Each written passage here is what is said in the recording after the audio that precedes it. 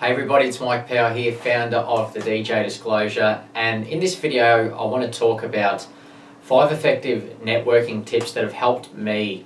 Now, networking is one of those skills or things that we tend to put off as a DJ, and we sort of underestimate the importance of it in order to really expand our relationships, get gigs, and even grow our brand and name. So I want to highlight what has helped me along my journey and some things that you can do to implement into your career as well. So look, the first thing is to really aim for the few and not the many. So what I mean by this is that whenever we tend to go out and socialise, whether that's at a nightclub, at a bar, or at a music festival or a music seminar, or just even meeting up with people in general, we have a tendency to stay in groups and not really go out independently and meet new people.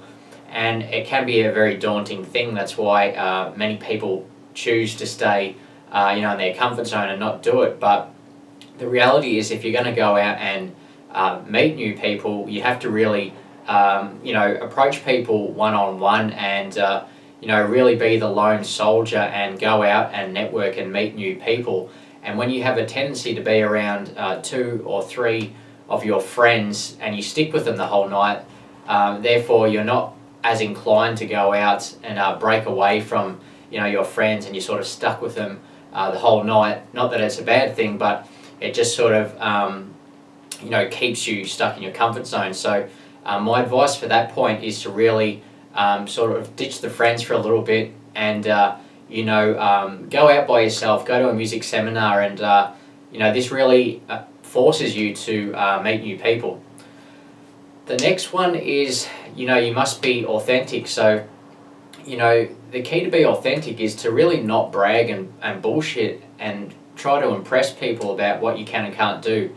The reality is that people respect people who are honest, make them feel good, and they like people that they can trust. And in order to build trust, you have to build rapport and engage in conversations with people and be more genuinely interested in them than perhaps yourself, in order to get a conversation going. And this in time builds trust, and people can get to know who you are, so therefore they can see that you're more authentic. Number 3 is to become a regular in the nightclubs that you want to play at.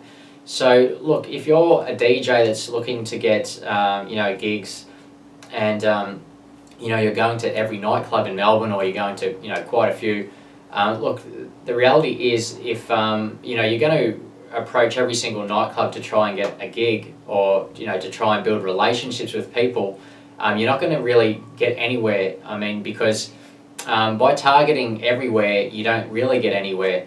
And you have to really pinpoint 1 or 2 clubs that you're interested in, and build, I guess you could say, show up, show commitment and loyalty, and really start building relationships with people, because they want to see you on a regular basis, and they're going to start becoming familiar with your face in a nightclub, and therefore this is how you really start to grow relationships.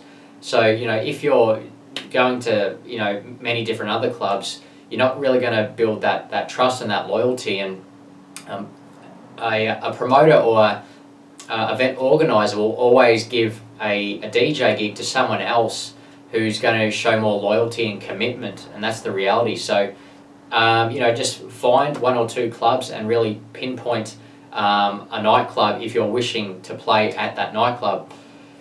The next one is triggering people's emotions in a good way. So what I mean by this is that in order for people to remember you, or for you to make an impact with people, especially if it's people that you meet for the first time in a nightclub or in a music seminar or wherever, people really remember others that make them feel valued and appreciated. And this is how you really start to build get off to a good start with building relationships. So some things you can do to engage with people is to maybe compliment them, congratulate them on something, just be really interested in them, perhaps maybe even buy them a free drink, pay for their entry, give them your attention basically, and just trying different things in order to, I guess you could say, just make people feel important, because that is the number one human need, and people will always remember you if you can do this with anyone. The final one is networking really is a numbers game. The reality is that not everyone's going to like you. You are going to get rejected when you are networking. It's just a natural thing. You have to go through the process. Like attracts like. So, if you're a negative person and you've got a pretty shit attitude, you're going to find that you're going to attract a lot of other people with the same attitude as you, and that really is the reality of it, and I've seen it so many times. So,